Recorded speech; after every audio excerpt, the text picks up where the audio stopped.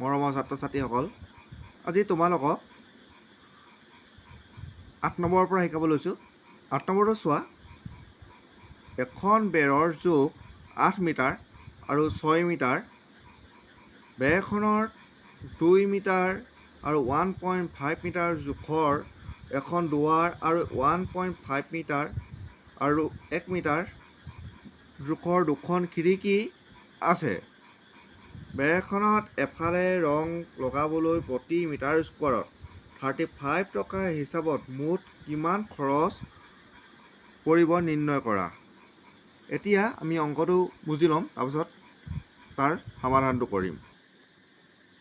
ধৰি লোৱা এইখন এখন বেৰ। এই বেৰখনৰ কি কৈছিলে, জোখ দিছিলে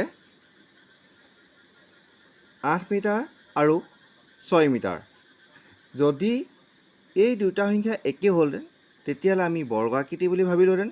আৰু এতিয়া যিহেতু এফালে 8 মিটাৰ দিছে, আনফালে 6 মিটাৰ দিছে, গতিকে দুইটা সংখ্যা বেলেগ বেলেগ হোৱাৰ কাৰণে আমি এতিয়া আয়ত আকৃতি বুলি চিনি পাইছোঁ বা বুজি পাইছোঁ। গতিকে মই চিত্ৰটো এটা আয়ত আকৃতিত আঁকি ল'লোঁ। কাৰণটো ক'লোৱেই যে সংখ্যা দুটা যদি 6 বা 8 দুইটাই হ'লহেঁতেন তেতিয়াহ'লে মই বৰ্গৰ চাৰিটা সমান, সেইকাৰণে এটাকেইটা বাহুৰ চাৰিটো সমান হৈ হ'লহেঁতেন। যিহেতু ইয়াত দুটা বাহুৰ বেলেগ বেলেগ দিছে, সেইকাৰণে এটা কি হ'ল 8 চেণ্টিমিটাৰ, এটা 6 চেণ্টিমিটাৰ। গতিকে এই আয়তটোৰ দুটা বাহু সমান আৰু দুটা বাহু সমান নহয়। গতিকে এইফালে যদি 6 চেণ্টিমিটাৰ বুলি ধৰি লওঁ আৰু এই দিশটো তেতিয়া কিমান হ'ব, 8 চেণ্টিমিটাৰ। গতিকে মই এই দিশটোৰ মান কিমান ধৰিলোঁ, 8 মিটাৰ ধৰিলোঁ হ'ল। আৰু এই প্ৰস্থটো 6 মিটাৰ ধৰি ল'লোঁ হ'ল। এই চিত্ৰটোক এতিয়া মই কি বুলি ধৰিলোঁ, বেৰ বুলি ধৰিলোঁ, বেৰ হ'ল। এতিয়া এইখন বেৰ বুলি ধৰিলোঁ। তেতিয়াহ'লে আমি এই আয়তৰ সূত্ৰটো কি পাইছিলোঁ, দিশ পূৰণ প্ৰস্থ। তাৰমানে ইংলিছত কি বুলি কয়, length into breadth, L into B. মই আগৰ কুৱেশ্যনবিলাকক শিকাইছোঁৱে। গতিকে এল ইনটু বি। গতিকে যদি এল ইনটু বি হয় তেতিয়াহ'লে আমি কি হ'ব, দিশ আৰু প্ৰস্থ দুইটা পূৰণ হ'ব। দিশ আৰু প্ৰস্থ পূৰণ হোৱাৰ লগে লগে দিশ মই কিমান দিছিলোঁ, 8 মিটাৰ, আৰু প্ৰস্থ কিমান দিছিলে, 6 মিটাৰ। আৰু এককটো কি আছে, মিটাৰে দুটা পূৰণ কৰিলে কিমান হ'ব, মিটাৰ স্কোৱাৰ হ'ব। আৰু 6 × 8 = 48, আৰু এককটো হ'ল মিটাৰ স্কোৱাৰ। এডোখৰলৈকে বুজি পাইছা? তাৰপিছত কৈছিলে দুৱাৰ এখনৰ জোখ কিমান কৈছে, 2 মিটাৰ × 1.5 মিটাৰ। এতিয়া একেটা চিত্ৰকে যদি আমি এই চিত্ৰটোকে যদি আকৌ কি বুলি কওঁ, এখন দুৱাৰ বুলি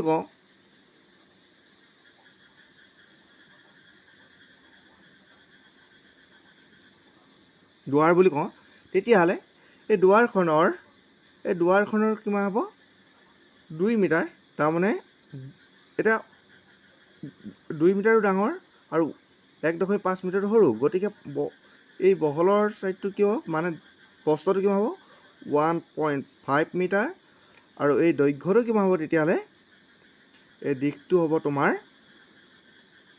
2 মিটাৰ ন, 2 মিটাৰ। তেতিয়াহ'লে এতিয়া দেখিবলৈ দৰ্জাখন কেনেকুৱা ধৰণৰ হ'ল, দৰ্জাখনৰ আকৃতিটো এটা আয়ত আকৃতিয়ে হ'ল। আয়ত আকৃতিৰ সূত্ৰ একেটাই, এল ইনটু বি। গতিকে কিমান হ'ব, 2 × 1.5, আৰু দুইটা ইনটু কৰিলে কিমান হ'ব, 2 × 1.5 ইনটু কৰিলে কিমান হ'ব, 3, আৰু একক দুটা হ'ব মিটাৰ স্কোৱাৰ। এইডোখৰলৈকে বুজি পাইছা? তাৰপাছত কৈছিলে খিৰিকী দুখন আছিলে বুলি কৈছিলে। খিৰিকী দুখনৰ এখনৰ কিমান দিছিলে, এখনৰ জোখ 1.5 আৰু ইনটু 1। তাৰমানে খিৰিকীখন এতিয়া কিমান হ'ব, ধৰা এখন খিৰিকী, এই খিৰিকীখনৰ দিশটো, এইটো দিশ হ'ল 1.5 মিটাৰ হ'ল, আৰু প্ৰস্থ কিমান দিছে, 1 মিটাৰ। এইটো প্ৰস্থ হয় 1 মিটাৰ। গতিকে এল ইনটু বি। আয়ত আকৃতিৰ যিবোৰ চিত্ৰ দেখিম সেইবোৰে আয়তৰ সূত্ৰটো বহালে আমি এল ইনটু বি, তাৰমানে দিশ পূৰণ প্ৰস্থ। আৰু তেতিয়াহ'লে কিমান হ'ব, 1.5 × 1 = 1.5 মিটাৰ। আৰু একক দুটা স্কোৱাৰ আছিলে, বাকী একক দুটা মিটাৰ, গতিকে মিটাৰ স্কোৱাৰ হ'ল, নহয় জানো? আৰু দুৱাৰ কেইখন কৈছিল, দুৱাৰ নে অঁ দুৱাৰ কি কৈছিলে তাৰপিছত আমি পাইছিলোঁ কি এখন খিৰিকী জোখ কিমান কৈছে 1.5 মিটাৰ স্কোৱাৰ পালোঁ গতিকে আমাক দিছিলে এনেকুৱা খিৰিকী দুখন দিছিলে এখনৰ যদি 1.5 হয় তেতিয়া দুখন খিৰিকীত কিমান হ'ব 2 into 1.5 = 3 মিটাৰ স্কোৱাৰ হ'ল তাৰপিছত দিছিলে যে কি এখন দুৱাৰ আৰু দুখন খিৰিকী মুঠ কালি এতিয়া এখন দুৱাৰখনৰ আমি কালি কিমান পাইছিলোঁ দুৱাৰখনৰ কালি দিছিলে কিমান 3 মিটাৰ স্কোৱাৰ ক'ত পাইছিলোঁ এইটো দুৱাৰখনৰ কালি 3 মিটাৰ স্কোৱাৰ আৰু কি কৈছিলে খিৰিকী দুখনৰ মুঠ কালি পাইছিলোঁ আমি 3 মিটাৰ স্কোৱাৰ দুইখনৰ লগ লগাই দেই দুটা যোগ কৰিবলৈ কৈছিলে গতিকে আমাৰ পালোঁ কিমান 3 3 6 আৰু এককটা হ'ল মিটাৰ স্কোৱাৰ হ'ল এতিয়ালৈকে বুজি পাইছা তাৰপিছত চোৱা দুৱাৰ খিৰিকী বাদ দি বেৰখনৰ এফালৰ কালি এতিয়া আমি জানিব লাগিব প্ৰথমতে বেৰখনৰ কালি কিমান আছিলে বেৰখনৰ কালি কিমান পাইছিলোঁ বেৰখনৰ কালি 48 মিটাৰ স্কোৱাৰ পাইছিলোঁ 48 মিটাৰ স্কোৱাৰ আৰু কি কৈছিলে খিৰিকীখনৰ কালি সুধিছিলে বাদ দিবলৈ কৈছিলে খিৰিকীখনৰ কালিটো বেৰখনৰ পৰা খিৰিকীখন বাদ দিবলৈ কৈছিলে এতিয়া খিৰিকীখন কিমান পাইছিলোঁ আমি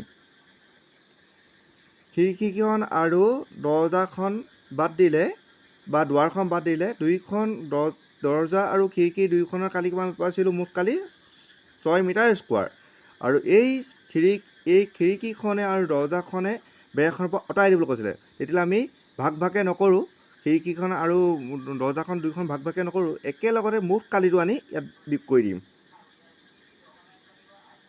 হ'ল এতিয়া 48ৰ পৰা 6 বিয়োগ কৰিলে আমি কিমান পাম 42 পাম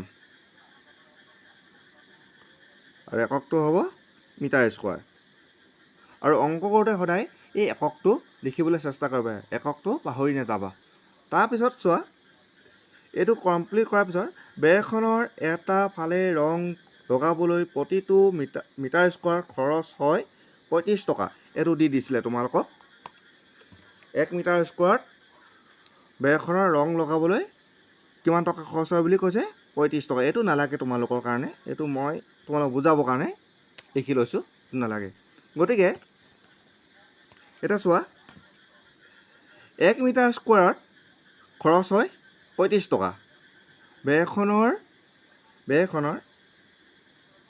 এই বেৰখন ধৰা এই বেৰখনৰ এই টুকুৰাত ধৰি 1 মিটাৰ স্কোৱাৰ আছে ইয়াত 1 মিটাৰ স্কোৱাৰ আছে এই টুকুৰা ৰং কৰোঁতে কিমান লয় বুলি কৈছে 35 টকা লয় বুলি কৈছে হ'ল তেতিয়াহ'লে আমি মুঠ এই গোটেই বেৰখনত কিমান কালি আছিলে বুলি কৈছিলে 42 মিটাৰ স্কোৱাৰ এইটো 42 মিটাৰ স্কোৱাৰ পাইছিলোঁ হয়নে গতিকে এই 42 মিটাৰ স্কোৱাৰ ৰং লগাবলৈ তাৰমানে এই বেৰখন গোটেইখনৰ ৰং লগাবলৈ কেইটকা প্ৰয়োজন হ'ব বা কিমান টকাৰ প্ৰয়োজন হ'ব যদি এই 1 মিটাৰ লগাওঁতে 35 টকা হয় তেতিয়াহ'লে মুঠ কিমান আছিলে 42 মিটাৰ স্কোৱাৰ এই গোটেইটোত আছিলে 42 মিটাৰ স্কোৱাৰ হ'লনে গতিকে এই দুটা পূৰণ কৰি দিম বেৰখনৰ কালিটো আৰু কি কৈছে খৰচটোৱে আমি পূৰণ কৰি দিম হ'ল এতিয়া খৰচটো আছিলে 35 টকা আৰু বেৰখনৰ কালি আছিলে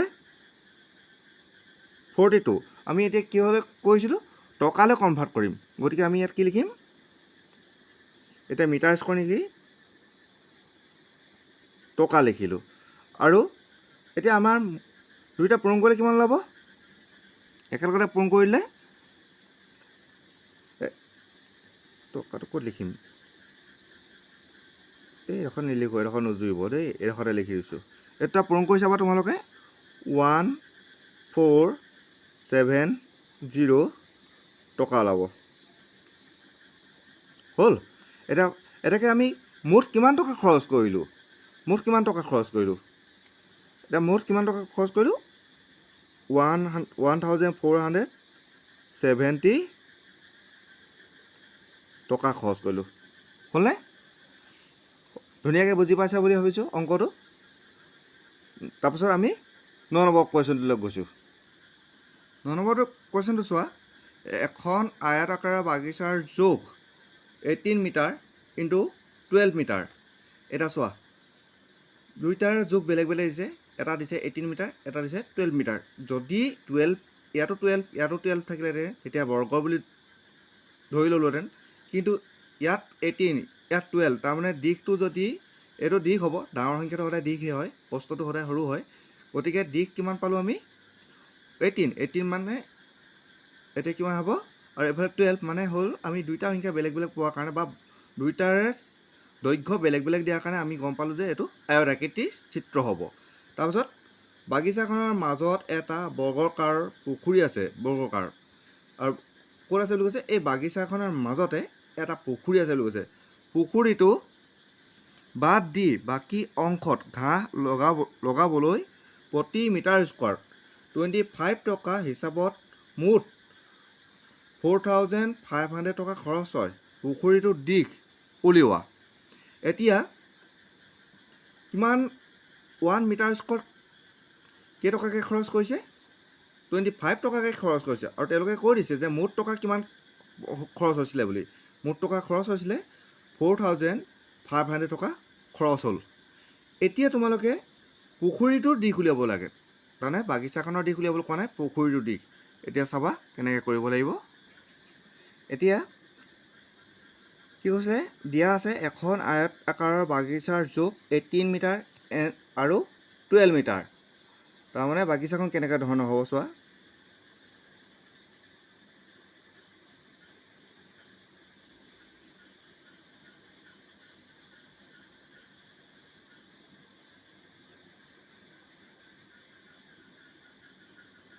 চিত্ৰটো এনেধৰণৰ হ'ব। হ'ল?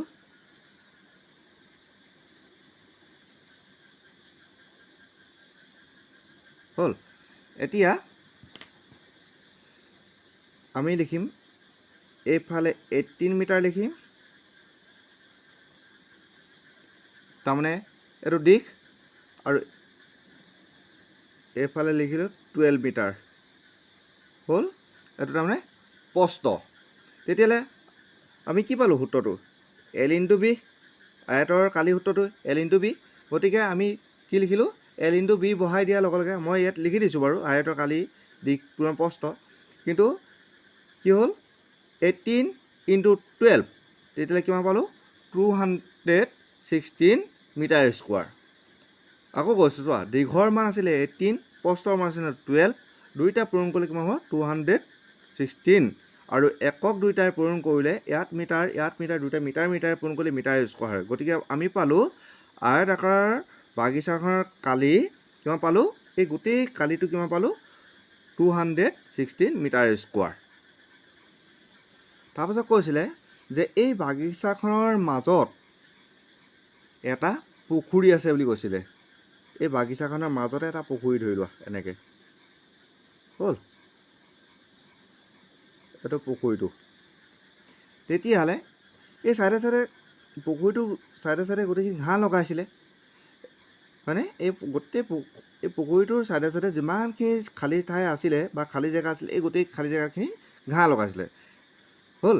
এইটুকুৰা তোমালোকৰ প্ৰয়োজন নাই, এইটুকুৰা যিটো মানে দিয়া আছে ধৰা সেইটো মই লিখি লৈছোঁ তোমালোকক বুজাই দিবৰ কাৰণে।